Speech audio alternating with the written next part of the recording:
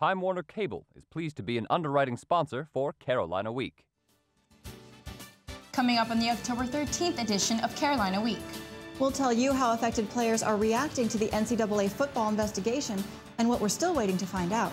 We'll show you how the latest ruling on the Don't Ask, Don't Tell policy affects students right here on campus. In sports, one senior football player is having the season of his life, and basketball is back in session. And weathercaster Drew Day will tell us if we can expect cool temperatures or more record-breaking heat this weekend. All that and one famous artist whose little pictures are making a big splash in Chapel Hill. Carolina Week starts right now.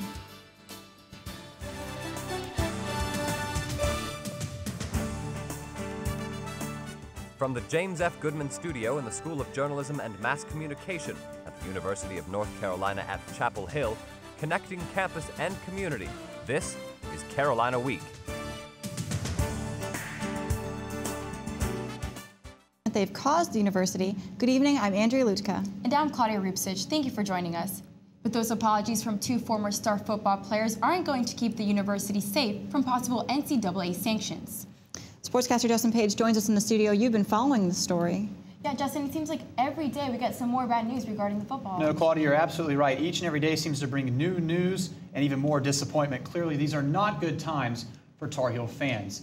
As we've reported, the three biggest names in the investigation, defensive lineman Marvin Austin and Robert Quinn, you see Austin right there, number 9, and also wide receiver Greg Little, were ruled permanently ineligible for accepting up to a combined $20,000 in jewelry and trips. Both Austin and Little released statements Tuesday expressing remorse for their actions. In his statement, Greg Little said, "One of my greatest accomplishments was receiving a scholarship to the University of North Carolina.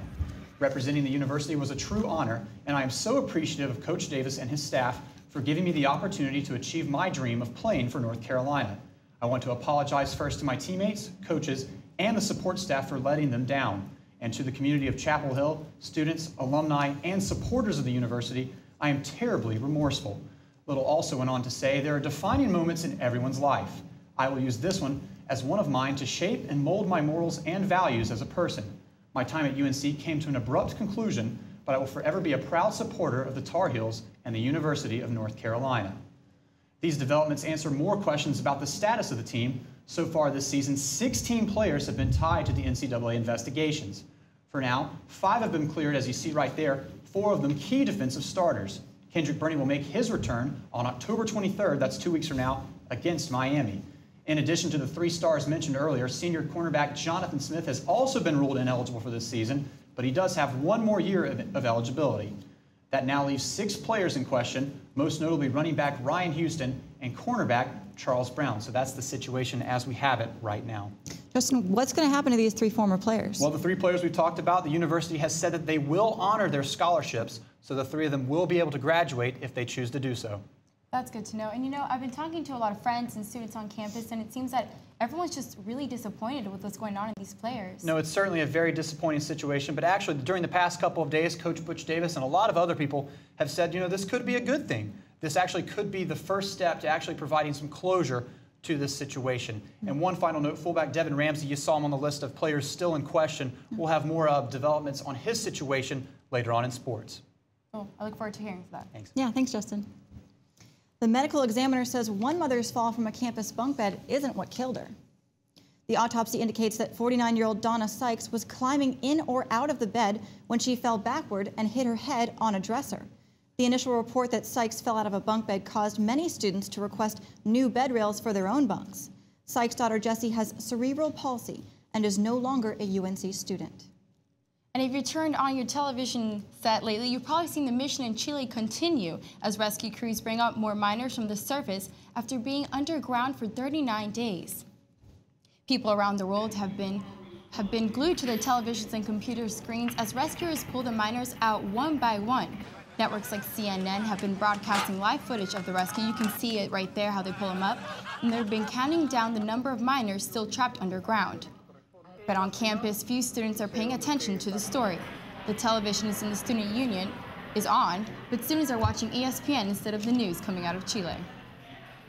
And does the date October 12th, 1793 mean anything to you?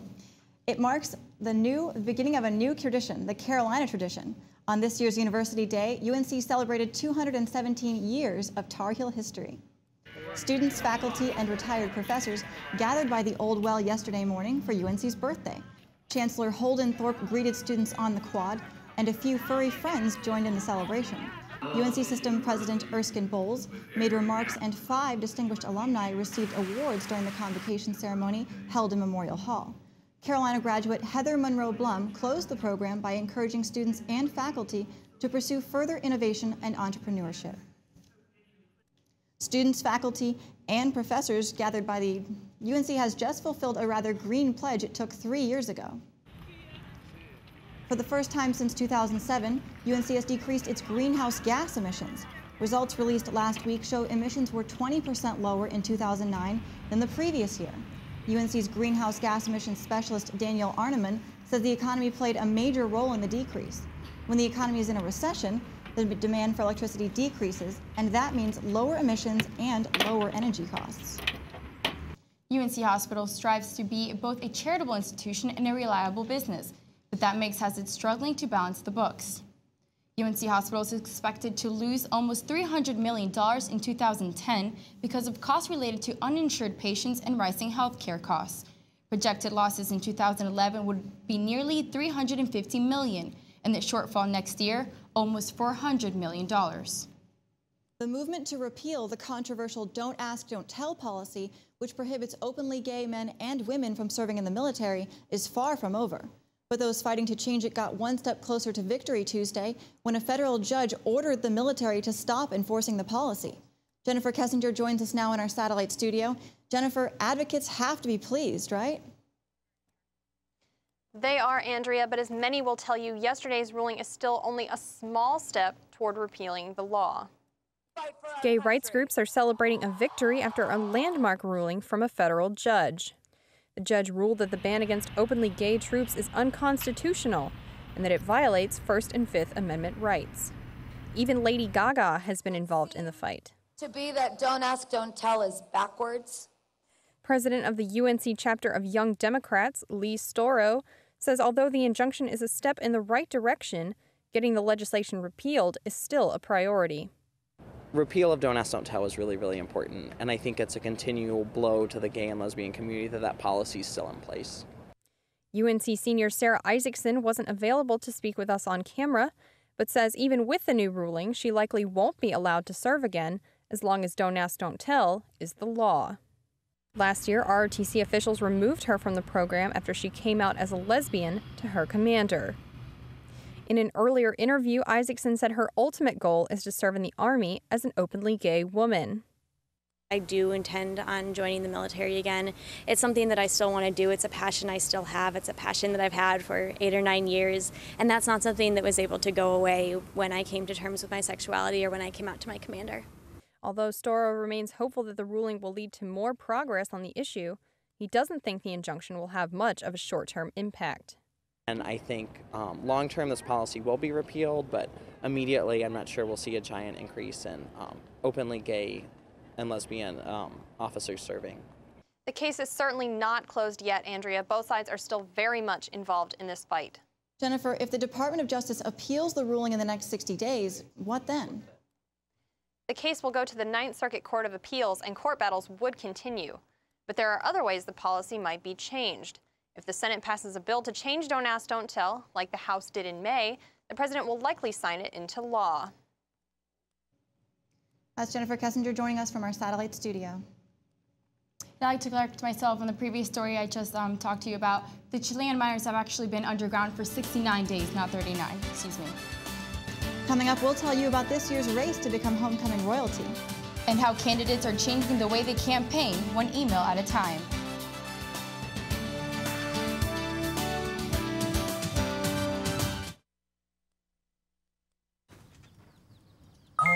G-Morning, sunshine. Wakey, wakey. Text me back. Hey, did you tell your parents about us? Let's skip first period together. Did you get all my texts? Is practice over yet? Where are you at? Are you with your friends? That's L-A-A-A-A-M-M-E-E-E. Capital X, lowercase o, capital X, lowercase o. I love you. JK. I hate you. JK. Are you ignoring me? We're in a huge fight right now. Is this something I did? I can see your lights on. I'm coming This over. isn't a What'd you joke. dream about? Me? I'm lonely. Holla back. Holla back. Let's try something new.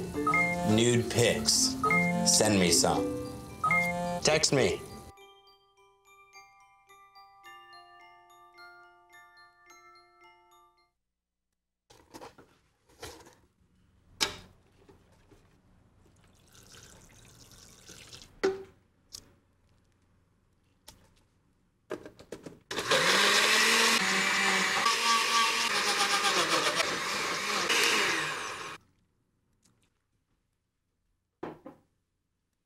The smallest moments can have the biggest impact on a child's life. Take time to be a dad today. Homecoming is a special Tar Heel tradition, but you might notice the race for Homecoming King and Queen is a little different this year. Nicole McKinley shows us how those running for the court are moving their campaigns out of the pit and onto your laptop. Homecoming King and Queen elections have always been a fun time of campaigning at UNC. But this year, the competition is much bigger and a little different. 15, yes, you heard me right, 15 girls are running this year for the new title of Miss UNC, a big jump from the traditional 3 candidates from years past. The CAA has decided to hold preliminary elections so the student body can pick its own candidates. Before, a committee selected them and then presented them to students later. Despite the overwhelming number of candidates, Adrienne Jones wasn't scared off when she first heard the news. I was like, wow, that's a lot. What are we gonna do? So I kind of sat down with my campaign manager and I was like, look, this is the deal. There are lots of people. How are we going to do this thing? Campaigning has changed dramatically for the candidates as now A-frame signs and dorm storming aren't allowed for the preliminary elections. The new process has really forced us to be creative. There are lots of girls out there who are campaigning, and it has really forced us to think of some innovative ways that are out of the box to really get people's attention. Outside the box also means outside the pit. The new changes have really forced candidates to go digital with their campaigns. Okay, let's go! Finding new ways to campaign isn't the only problem facing Jones in such a big race, as one of her good friends, Monique Harden, is running against her. But I think it's a great way to end up senior year, you know, with running alongside somebody that I've known for a very long time. So whatever happens, it's been a great ride. In Chapel Hill, I'm Nicole McGinley, Carolina Week. And you can cast your vote this Friday for UNC's next Homecoming King and Queen. For a link to the polls, visit our website, carolinaweek.org. And we've all learned about the civil rights movement, but a few of us know about the journalists who covered the movement. Authors Gene Roberts and Hank Klibanoff will visit campus tomorrow to discuss their Pulitzer Prize-winning book, The Race Beat, telling the story of how the press helped shape the civil rights movement. The event will feature a panel of reporters who covered race during this pivotal moment in American history. The free and public event will begin at 5:30 p.m. tomorrow night in Carroll Hall. And if you've been craving some deep-fried pumpkin pie, you're in luck. North Carolina State Fair begins tomorrow. Megan Cassell shows us how much goes into setting up for the big show. Some of your favorite rides are almost ready to welcome you to this year's North Carolina State Fair. Public Information Officer Natalie Alford says the rides arrive on trucks and are set up within a matter of days. It's quite a sight. If you happen to be behind a giant tractor trailer pulling a ride, you'll know it. You'll know it's coming to the fair because it's usually brightly colored. Powers Great American Midways is the company providing more than 100 rides this year. There will be at least 3 new rides. There's a new ride called the Fighter, which is a big ride. It's kind of like a swing. It spins around in circles, and that's going to be about 5 tickets. And then we've got a couple of new kids rides, the Monster Trucks and the Ships Ahoy, and I believe both of those parents can ride with their kids for free. In the last days before the fair opens on the 14th, crews are hard at work cleaning and inspecting every ride. Johnny Grindstaff is a supervisor for the amusement device inspectors from the NC Department of Labor. We go from the very bottom of the ride, from the ground where it sits, go through all the mechanics on it, check the hydraulics. Anything that makes that ride operate, we go through. This ride earned a sticker when it was deemed safe. You can get an unlimited wristband for rides tomorrow because it's preview day. Advance tickets save you a lot of money. You can get a sheet of 18 tickets for $10 in advance, but they're going to be $1 per ticket once you get here. You have until Thursday at midnight to get advanced admission tickets for only $6 to visit your favorite ride at the NC State Fair. In Raleigh, I'm Megan Cassell, Carolina.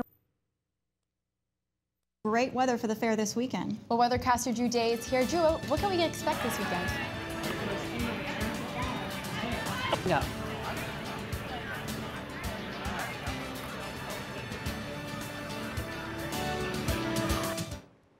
Okay, too short. Mom! Mom! What? You can't find Ichabod. What?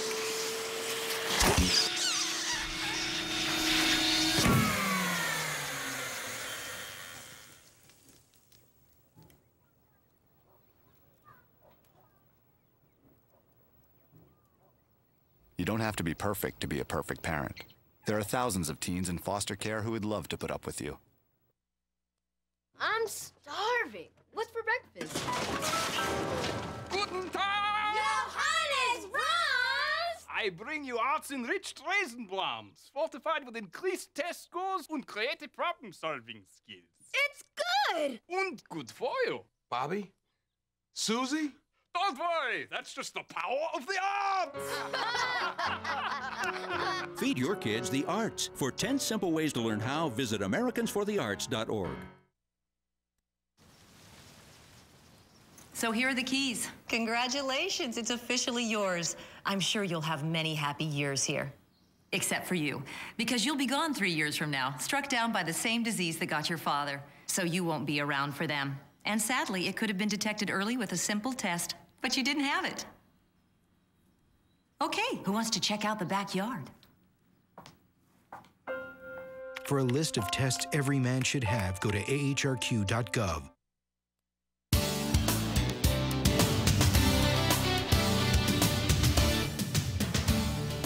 All right, welcome back to Carolina Week, everybody. I'm Drew Day. Thanks for staying with us. Let's go ahead and take a look at your weather headlines. We're going to see a return to fall this week. This is the last day of 80-degree temperatures, and we are now going to see highs in the 70s, so you're going to want to prepare for that. We're going to expect some showers tomorrow morning, so as you head off to work, you might want to go ahead and grab your jacket. And then we're also going to take a look at your state fair forecast. The fair starts tomorrow. Taking a look at satellite right now, you can see there are a few clouds across North Carolina right now, but they are harmless. We don't expect any precipitation to come out of those, so your evening is going to look really great. Right now, taking a look at the surface map, you can see we have a cold front right here, and that is going to push eastward, and so as it does so, it will generate some showers for us tomorrow. As you can see right here on the surface map for tomorrow, there are some showers right in here, and so we do anticipate some early tomorrow morning, and as we head into the afternoon, the showers will come to an end. We'll take a more detailed look at that in just a minute. As we take a look at your state fair forecast, again, the state fair starts at 3 o'clock tomorrow afternoon. And as you head out there, partly cloudy skies and 70 degrees. Again, the rain will have come to an end at that point. On Friday, sunny skies, a high right around 68, and Saturday, sunny as well, right around 70. So the opening weekend for the state fair looks really nice. So you're going to want to get out there and enjoy the festivities. For tonight, we expect mostly cloudy skies, light winds across the area, a low right around 60 degrees. And then for tomorrow, mostly cloudy skies and morning showers, upper 60s tomorrow, right around 68. And then because we are expecting rain tomorrow, let's go ahead and break it down a little bit further so you know what to expect when. By 8 a.m., right around 58, those showers will be over the area. And then by noon, 65, the showers will be coming to an end, and then we'll be starting to clear. And then by 8 p.m., right around 53. As we take a look at the 5-day forecast, you can see 70 degrees for Friday and Saturday, 71 for Sunday, and then those overnight lows will be in the lower 40s. Sounds like it's going to be a great weekend, Drew. It really is. You're going to get out to the state fair. I'm definitely going. Thanks for that. You're welcome. There were respect and prayers as friends and family gather at 1 this afternoon to honor the life of Ramses caretaker Rob Hogan. The services took place at George Watts Hill Alumni Center. Inside, flowers decorated the reception area. The Hogan family arrived just before the beginning of the service, which was called a celebration of life. Family and friends gathered outside, waiting to pay their respects. Hogan was a fourth-generation caretaker of Ramses. Sportscaster Justin Page joins us again. Thanks, Justin. You know, Justin, we've been talking a lot about football, but I'm really excited for basketball season. Claudia, you're absolutely right. Friday night, Late Night with Roy, the unofficial kickoff to the 2010-2011 basketball season. We'll talk about that after the break. But also coming up after the break, we'll show you one Tar Heel who's carrying the offense for the football team.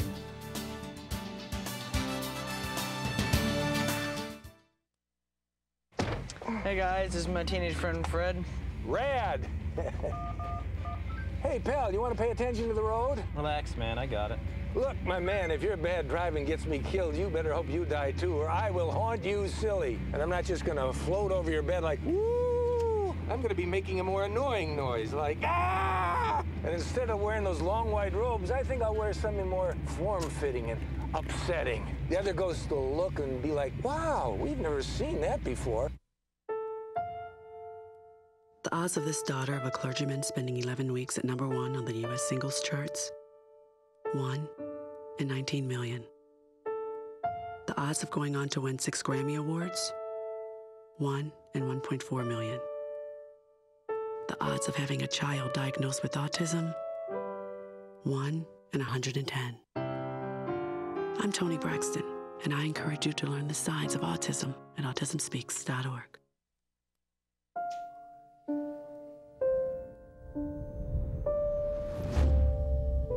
What if a disaster strikes without warning?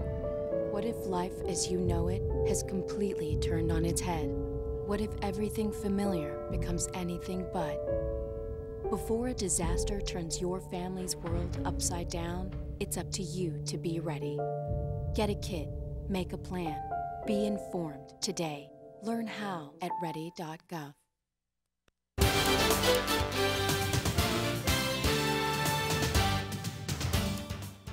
Welcome to Carolina Week Sports. I'm Justin Page. Only a couple days after the football team dismissed 3 stars, another ineligible player is now under the microscope. Fullback Devin Ramsey, who you see right there, number 45, deactivated his Twitter account shortly after he referred to the team as gangrene, implying that the players get money. Not a good decision. This comes only after a couple months after the athletics department tightened its policy about social networking. Officials ruled Ramsey ineligible for this past Saturday's game against Clemson, and before his tweets, no word about when he'll return. However, despite the turmoil surrounding the UNC football team, one player is making the most of his senior season.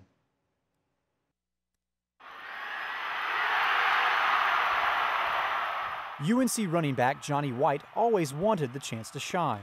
But during the past 3 seasons, White bounced from position to position as the Heels built their running game around Sean Drone and Ryan Houston. But ever since the NCAA investigations forced coaches to move White into the starting job, the career backup has been the focal point of Carolina's offense. In Saturday's game against Clemson, White rushed for 89 yards and scored 2 touchdowns and also led the Heels in receiving. Now the undisputed starter, White says the previous seasons didn't discourage him. You know, I just always figured that, I was here for a reason and so I get my chance when I got my chance. So I just always been patient and waited for that. White's chance couldn't have come at a better time. He has helped the Heels run to 3 straight victories and has earned the respect of his teammates. Quarterback TJ Yates says White deserves the success. You know, he's been a team player ever since he's been here. He's waited his turn. He's done everything the coaches have asked him. Just every day when he goes out there to practice and every game, he's running as hard as he can. White has also earned the trust of the coaching staff. Coach Butch Davis says successful teams are built on players like his 5th-year senior. I think the best football teams I've ever been on have been the teams that have predominantly been made up of a lot of unselfish individuals, and Johnny kind of typifies that. White is now on pace to become UNC's first 1,000-yard back since 1997. But for now, White says he'd rather just enjoy his new job. Yeah, I mean, it's a great feeling. That's what all college football players come to college for, just being in the spotlight at the crunch time of the game. And, I just thank coaches for, having trust in me at that time. White will definitely have the coaches' trust when Carolina travels to Virginia on Saturday. The Heels will look for their first win in Charlottesville since 1981. That's pretty hard to believe. Kickoff is at 6. And while we're halfway through football season, basketball season is just around the corner, and you know what that means. This Friday night, players on both the men's and women's basketball teams will perform skits, dance, and have their first practice at late night with Roy. This is video from last year's event. ESPN's Stuart Scott will MC the event once again and introduce the 2010-2011 teams. And after the entertainment, fans will get to see the Heels' first practice and get their first look at newcomers Harrison Barnes, Reggie Bullock, and Kendall Marshall. Admission to late night is free. Doors open at 4:30 and the party kicks off at 8. Fans are already getting the chance to check out the brand new Diamond Heels. Carolina is holding a Fall World Series this week at Boshamer Stadium, which is a series of scrimmages. Yesterday, fans watched as freshman Shane Taylor pitch 6 scoreless innings for the light blue team. They dominated Game 4. And check out this 2-run single by freshman Colin Moran That was easy. The light blue team rolled over the competition and took the game away 7-0. The number 3 men's soccer team is playing well on the road this season. UNC's Enzo Martinez scored his 5th goal of the season, and goalkeeper Scott Goodwin had his 5th shutout of the year. The Tar Heels took it away 2-0. They'll be in Massachusetts to face Boston College this Friday. Our number 1 teams are back in action this weekend in Chapel Hill. Check out women's soccer team take on Florida State at 7 on Thursday and Miami at 1 on Sunday. And field hockey will be back in action at Henry Stadium to take on Virginia on Saturday. And as I mentioned earlier, for a little exhibition fun, Game 5 of the Fall World Series will be at Boshamer Stadium Saturday at 2. So we definitely have a busy weekend in sports. And as I mentioned, Friday night, 8 o'clock, Late Night with Roy, I will be there, and I'm sure both of you will be as well. I will definitely be there. It's my last year here, of course. I have to support the team. Got to take advantage of Definitely. I can't wait. Thanks, Justin. And coming up on Carolina Week, all that's art at the Ackland.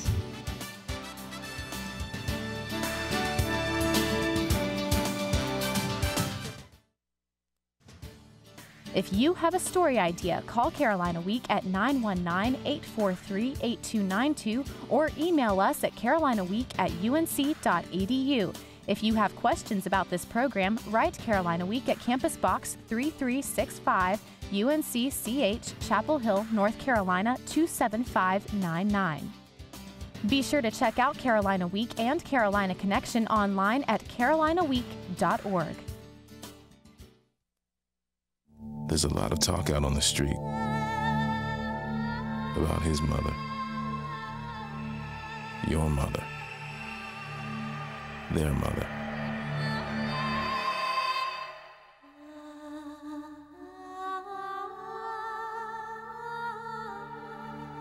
But in the end, is anyone really even thinking about them?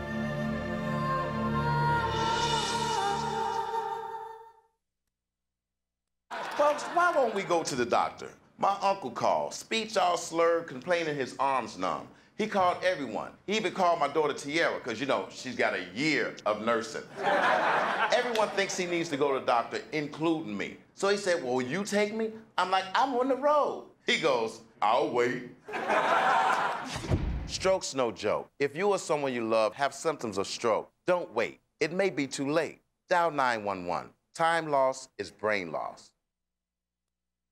The Ackland Art Museum is a time capsule that can take you on a journey through time and space. Alexandra Press shows us how UNC's acclaimed gallery transports you from the Silk Road of Asia through Victorian England all the way to the rich and iconic 1970s. You enter the museum, you enter a world that introduces you to its secret delights. The museum's a bit like a cocktail party, where some of the guests are the visitors and some of the guests are the works of art. And the job of the museum staff is to be a good host. And they're not just hosts. I think the Ackland is a place where you can both get lost and find yourself. It's a place you can find the Flowers from Earth and Sand exhibit. But why would people want to see it? It is enjoyable to look at beautiful things. These beautiful things date back to the 1880s and reflect new ways of decorating an object, with influences from Japan. If people are curious, they can explore the Silk Road exhibit chronicling hundreds of years of travel across Asia. If people want to experience history closer to home, they can enter the Polaroid 70s world of Andy Warhol, the Ackland's newest selection. Let's think about portraiture and what that means. I mean, we all have our pictures taken all the time. But Andy Warhol branched off from the traditional art of photography with snapshots of people. It's almost as though he's sitting there and, you know, somebody comes in and he looks. And somebody else comes in, he looks. And each look becomes a photograph. All of the art has something to share. I feel really strongly that it's got a really important part in everybody's lives. And not just for those who consider themselves art lovers. In Chapel Hill, I'm Alexandra Press, Carolina Week. You know, I've been to the Ackland once, and that was freshman year, so I think this is senior year is a good time to go back, you know? Only once? I've been dozens of times, but yeah, let's definitely go. We should definitely go. Well, that does it for this edition of Carolina Week. Thanks for watching. Good night.